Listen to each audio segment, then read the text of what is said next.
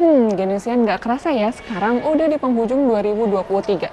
Gimana Genesian? Udah selesai belum semua resolusi di 2023? Yuk kita bikin resolusi 2024.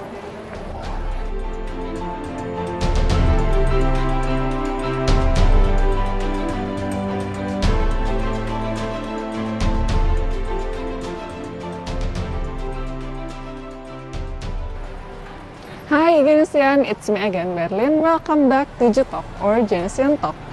Di episode spesial akhir tahun ini, aku bakal bahas sesuatu yang menjadi banyak pertimbangan para mahasiswa nih, yaitu resolusi tahun baru yang terstruktur dan bisa dicapai.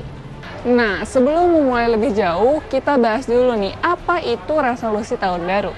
Resolusi adalah sebuah tekad ataupun keputusan seseorang untuk merubah dirinya sendiri di awal tahun hingga mencapai tujuan tertentu di akhir tahun nanti.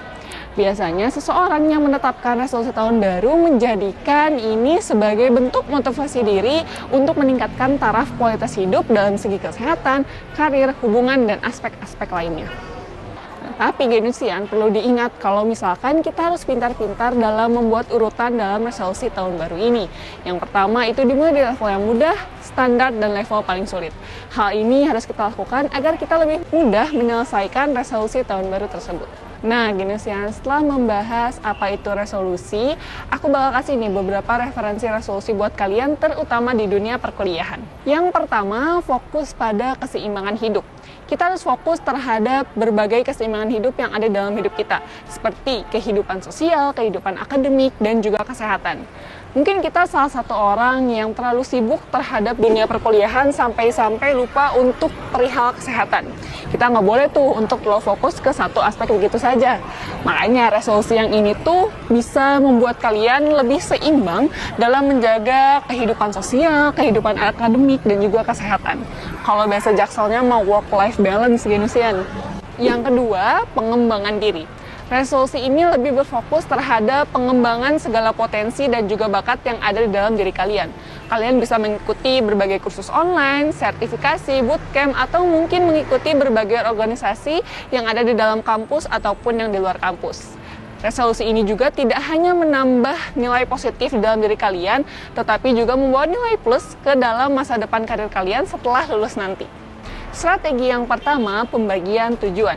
Bayangin kalau misalkan kalian pengen ningkatin IPK kalian, terus kalian bingung nih, kira-kira gimana ya caranya? Itu kan karena tujuan yang besar banget. Nah, kalian bisa melakukan langkah-langkah kecil yang bisa kalian lakukan setiap minggu atau mungkin setiap bulannya. Dari situ kalian bisa cek nih progres mana saja yang sudah selesai setiap minggunya. Jadi tujuan besar tersebut bisa lebih gampang untuk dilakukan. Yang kedua, jaringan dukungan. Kalian nggak bisa melakukan segalanya sendiri kan?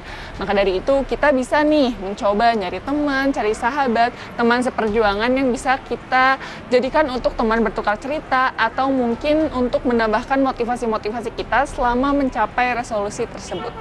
Dan strategi yang terakhir itu adalah evaluasi rutin.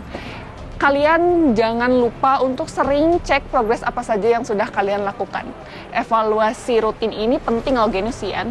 Kalau misalkan ada yang perlu diperbaiki atau mungkin diubah, jangan ragu untuk menyesuaikan tujuan. Kita harus tetap fleksibel dan jangan takut juga untuk selalu menyesuaikan tujuan dengan keadaan.